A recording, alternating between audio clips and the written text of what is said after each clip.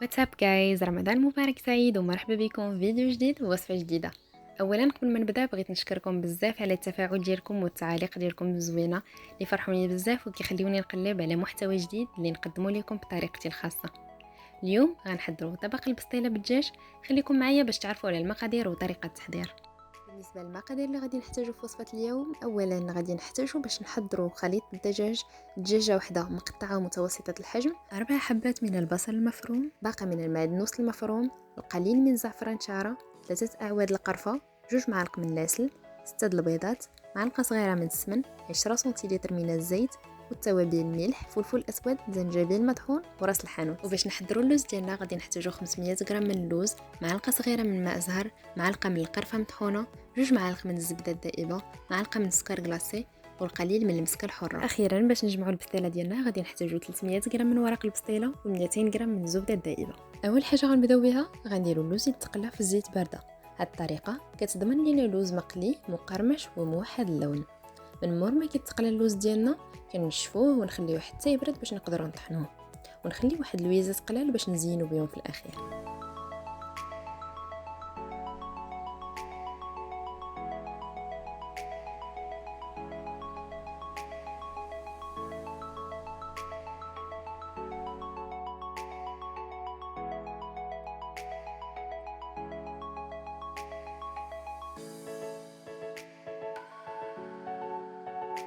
كناخذوا الطنجره ديالنا ونضيفوا 10 سنتيلتر ديال الزيت، ونوضعوا البصله ديالنا مع الدجاج، ونزيدوا عليهم السمن، التوابل اللي ذكرنا، وكذلك الزعفران شعره محكوك بين اليد، العويدات ديال القرفه، والكميه ديال المعدنوس اللي قطعنا، كاس لارب ديال الماء، ونسدوا على الطنجره نخليوها تشحر على نار مهيله.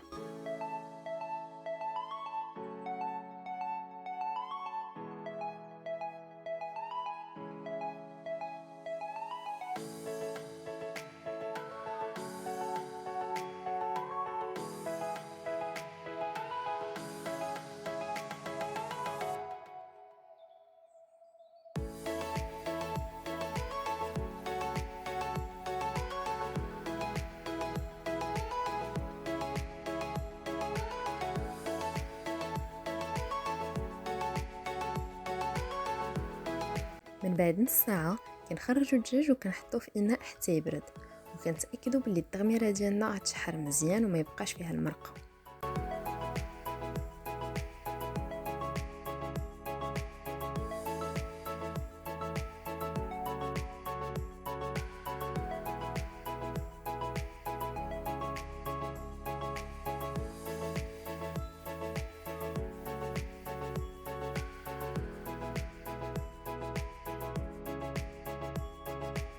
كنضيفوا 2 معالق ديال العسل، وكنحيدوا العواد ديال القرفه اللي درناهم سابقا.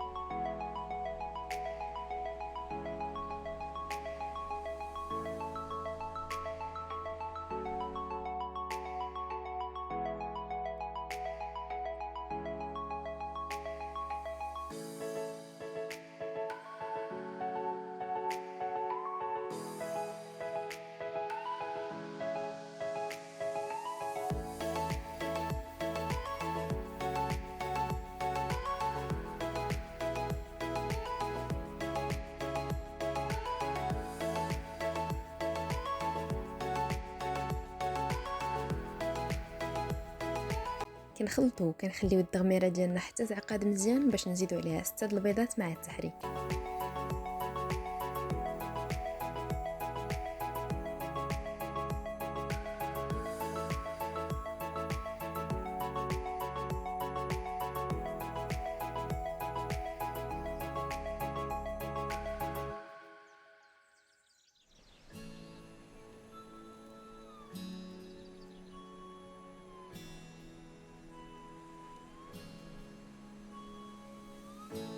اما بالنسبه للدجاج ديالنا اللي خليناه يبرد كنقطعوه طريفات صغار وكنردوا البال باش ما نخليو حتى شي عظم يدوز معاه.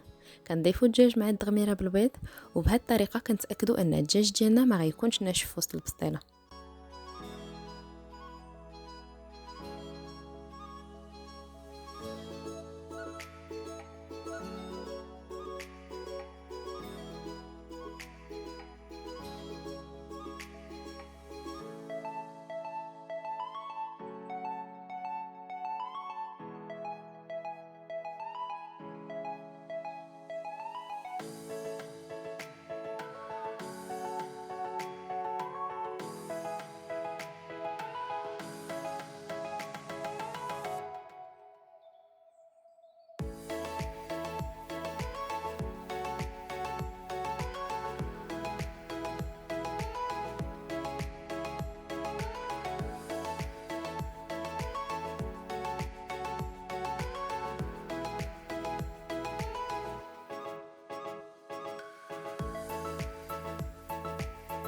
كنرجعوا اللوز ديالنا المطحون وكنخلطوا معاه معلقه كبيره د المزهر، معلقه كبيره د القرفه مطحونه، شويه د المسكه الحره ومعلقه كبيره ديال السكر كلاصي.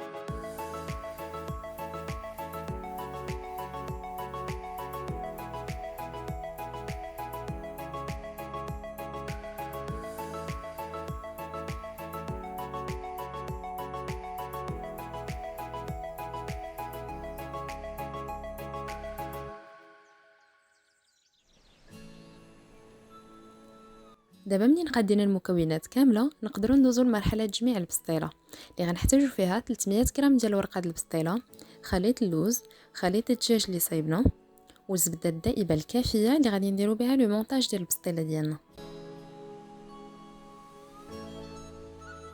من بعد كناخذوا المول اللي بغينا نقادو فيه البسطيله كندهنوه مزيان بالزبده وكنبداو ندهنوا كل ورقه البسطيله من القدام ومن اللور.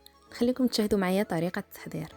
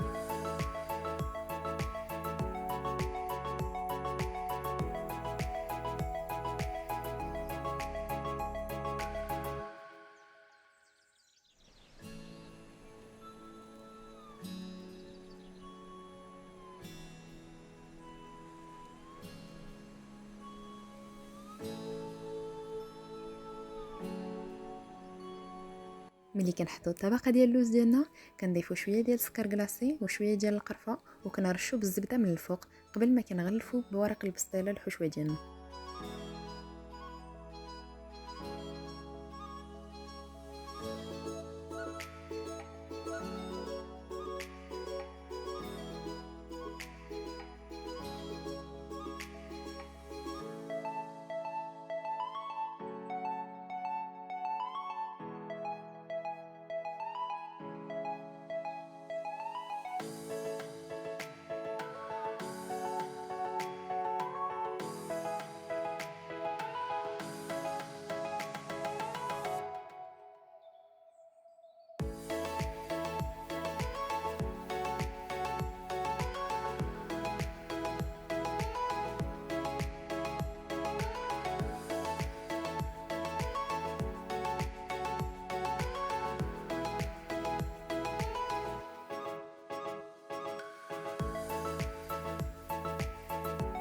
ملي كنساليو لي مونتاج ديال البسطيله ديالنا كندهنوها مزيان بالزبده من الفوق وكندخلوها للفران بدرجه حراره متوسطه. وهكذا غتكون وصفتنا ديال البسطيله بالدجاج سالات. كونوا متاكدين ان مناسبه 15 في رمضان هي مناسبه زوينه اللي نقدروا نحضروا فيها هذا الطبق المغربي. خليو لي رايكم في التعليقات وقولوا لي واش نتوما من محبين البسطيله بالدجاج بحالي ولا البسطيله بفواكه البحر. من هنا الوصفه الجديده غنقول لكم تبقاو على خير وكلوا مزيان.